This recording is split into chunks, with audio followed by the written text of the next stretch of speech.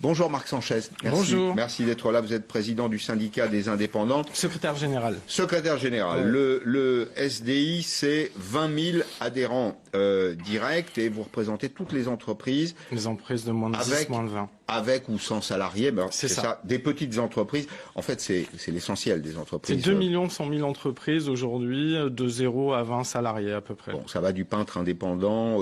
commerçants, artisans, peintres indépendants, d'entreprises dans l'événementiel, dans l'imprimerie, enfin c'est très très varié. Dans l'industrie aussi, le bâtiment. Alors, vous avez, comme moi, écouté le Premier ministre hier, et vous dites aujourd'hui qu'il a choisi de dramatiser la situation. Je reprends les termes de votre communiqué.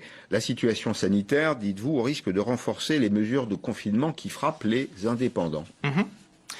Disons que sur les engagements qui ont été annoncés hier, enfin en tout cas les annonces, on peut constater de manière générale que on reste toujours dans une certaine expectative, alors qui est peut-être liée aussi à la crise sanitaire et à la manière dont effectivement on va traiter les problématiques. Alors, qui ne dépendent pas des entreprises de manière générale, faut être clair, mais on peut pas dire qu'on ait été rassuré à la fois sur les mesures d'accompagnement qui sont prévues au niveau des TPE, parce que je le rappelle, tout ce qui concerne le fonds de solidarité s'arrête au 31 décembre pour l'ensemble des entreprises et sont prolongés, mais s'inédits pour le moment, mais on n'a pas encore des éléments bien pratiques pour le secteur des cafés, hôtels, restaurants et événementiels, salles de sport, mais on attend effectivement peut-être des annonces qui seront un petit peu plus compliqué à gérer la semaine prochaine, en tenant compte, enfin en tout cas si on se base notamment sur les déclarations qu'a fait le professeur Delfraissy, qui ne sont pas très positives pour le moment.